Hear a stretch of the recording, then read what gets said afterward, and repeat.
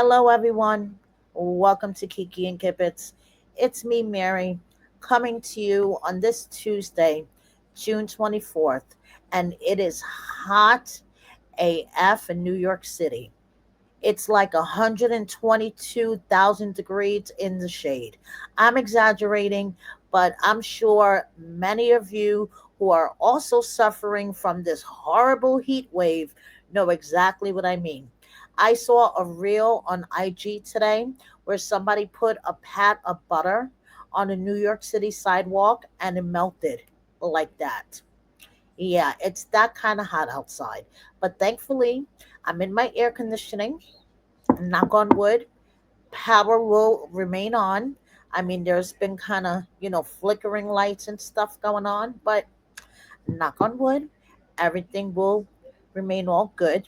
And in the interest of expanding my horizons, because life after lockup is not returning until August 1st, and I'm bored AF, and 90 Day Fiance is so I decided I was going to expand my horizons and cover some other shows.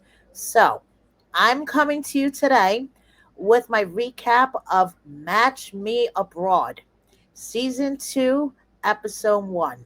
Now, I'm going to give you guys a little disclaimer before I jump into all this. I did not watch Season 1. Okay, so I'm coming into this totally a newbie. I understand the premise of the show, but I did not see season one. Okay? So, this is season two, Match Me Abroad. From what I understand, one cast member from season one, Harold, is back. The rest is an all new cast. Okay? Thanks to Mary Pants on IG, she found all except one of their social media accounts. So here's their Instagrams if you guys want to follow them. And all I have to say is hello there, Tony. Okay. But from the previews that we see of next week's episode, which I'll get into, Tony is kind of looking like an asshole. But anyway, hello, Tony. So in this episode, we get to meet Amber. Okay. Amber is very energetic, um, animated. Okay. She is a ball of joyful energy. And she decided that she is going to Ireland to find her soulmate. She's looking for that pot of gold and she wants to find it in Ireland because okay, first she meets her matchmaker, Katerina, which from what I understand, if you watched the first season, which I didn't, you might recognize Katerina. But Katerina's her matchmaker.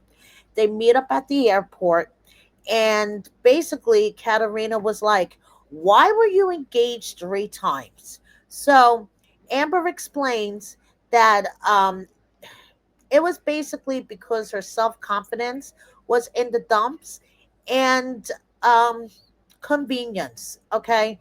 So she explained that back in 2018, she was diagnosed with congestive heart failure. And this health scare just put her life in a new perspective. Back then, she was settling. And that's why she got engaged three times because she was basically settling and her self confidence was like down in the dumps. But now that she has this new perspective on life, she is ready to find her lucky Irishman, her pot of gold on the other end of the rainbow. And now that Amber has this new outlook on life, nothing is going to stop her. But according to Katerina, and we're going to see later on in the episode, Amber jumps into things head first, lightning fast. Amber even admits herself that all of her relationships have been whirlwind romances, and once the wind has been sucked out of it, it just kind of dies. Katerina's like she would likes to jump in head first. Most Americans do. Most Americans are in a rush when it comes to their relationship. when Irish people are the complete opposite. They take their sweet ass time, and opposites attract.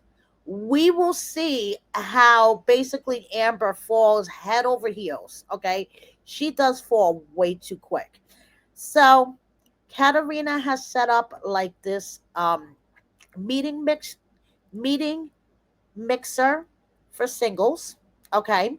And Amber went to the mixer, and she basically was googly eyes over this guy. I think his name was Kieran, within the first 30 seconds they met. Okay.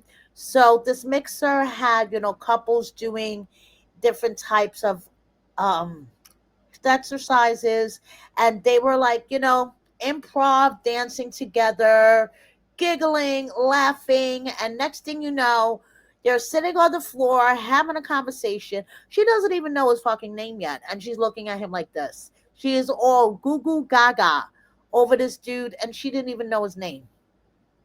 Katarina, who knows how Amber can be, I mean, she has been engaged 3 times, is walking around the room looking at her like, girl, you need to slow your roll. Okay. So we shall see if Katarina could slow down Amber enough for her to catch her lucky Irishman and for her to get that pot of gold she wants. We shall see. It's only the first episode. So now moving on, we have Monica. Okay.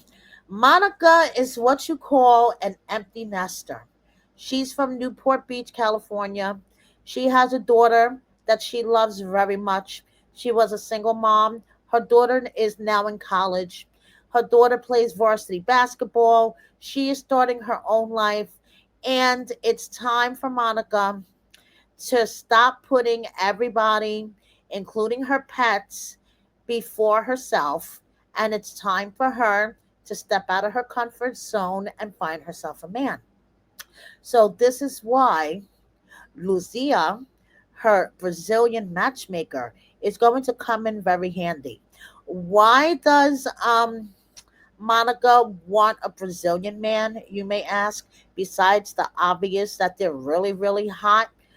Brazil has the largest number of Catholics in all of the world, and Monica wants to find somebody that aligns with her religious beliefs, which I'm like, whoa, this is one of the first people in a long time on TV on these matching shows or 90 Day Fiance that, the person actually sat there and thought, I have religious beliefs.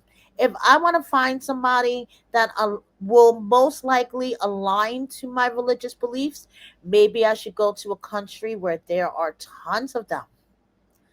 I mean, Monica seems like she thought about this well in advance, and actually, that is a really good priority. If you're religious, you would want somebody who practices the same religion as you. So Lucia is her Brazilian matchmaker, and her daughter and her mom really, really want Monica to go through with this, to try to find somebody that's, worthy of her love, because Monica has done nothing but, raise her daughter. And now her daughter, starting her own life, is kind of feeling the pressure, okay, to come home, to be there for her mom. And she kind of wishes that her mom would find a partner that could step in and do that, because that's not really her role, honestly. I mean, it's great that her and her mom have such a tight relationship, but it's time for her to start her life, okay? So, Lucia, the matchmaker, calls them on a Zoom call, and she's like, it is the day before Monica's about to leave to Brazil, and she's like, I want to show you a potential match. So it's this guy Bruno, and let me tell you, everyone, including Monica's mom and daughter, loved Bruno. Bruno, obviously is single, hasn't been in a relationship in a while, wants to find a partner. He's very athletic, likes to go to the gym, blah blah blah. So Monica's like, "Oh my goodness, Bruno!" So we shall see how things turn out with Bruno. Monica is a motivational speaker. You could go to her you could go to her gram, and she has her website on it where you could book her to be a motivational speaker. Now, Harold, from what I understand, is back from last season. Okay. Like I said, I didn't watch season one. So basically last season, Katarina was his matchmaker, and he fell in love with a beautiful woman named Michaela. Now, unfortunately, he and Michaela did not work out once Harold returned back to the States because, of the distance, and basically things just didn't work out. Now, Harold is on the spectrum. He currently lives with his 90-year-old grandmother.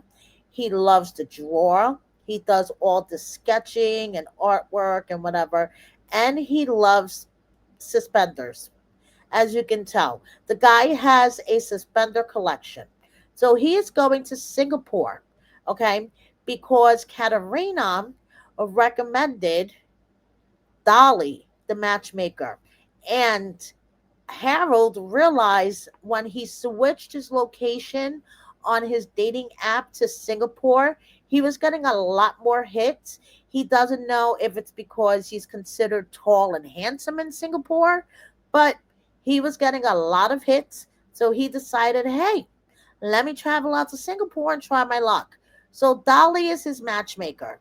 Dolly says matchmaking is huge in Singapore. Okay. In the 80s, the government started matchmaking programs because apparently Singapore has one of the lowest birth rates in the country. So, in order to encourage singles to like get together, meet up, date, eventually get married, and have children, they started these matchmaking services in the 80s. So matchmaking apparently is a huge industry in Singapore, and Dolly loves it. Okay, Dolly loves being a matchmaker. She is always, looking around. She is always on call, on the ball, looking for potential matches for her clients. And yes, this is including Harold. So her and Harold go back to the hotel where they're staying in separate rooms. But Dolly went back to Harold's room to check out what he packed, what he would be wearing on these potential dates that Dolly is going to set him up on. Dolly's like, yeah, your fashion sense, we need to work on that. That cashmere sweater probably is not going to work for you in this Singapore weather, considering you're sweating your ass off and you're wearing a short sleeve shirt right now. Cashmere sweater is not going to work. Your suspender collection, please let's put that away. Hey, look, this is a halfway decent shirt. You look smart in that. Please, Harold, put your suspender collection away. So Harold, even though he's kind of like a little rattled, he has faith in Dolly. He's going to listen to her, and we're going to see where all this takes him. So, like I said, I didn't watch the first season, but from what I understand, Harold was a big fan favorite. He's back. Here's Dolly, the matchmaker, and her social media in case you guys want to follow her. So, that's basically it for episode one. And Match Me Abroad airs basically after 90 Day Fiance, the tell all, and before Pillow Talk. So it's at 10 o'clock on Sundays on TLC, and then the next day on Max. So I will be covering it, and that's basically it. Looking forward to seeing Tony, even though, like I said in the preview of next week, when Tony meets up with his matchmaker, he looks like a total asshole with his list, okay, his list of don'ts. He looks like a total asshole. But we shall see. Thank you so much, everybody, for watching me. See you next time. Bye. Stay cool.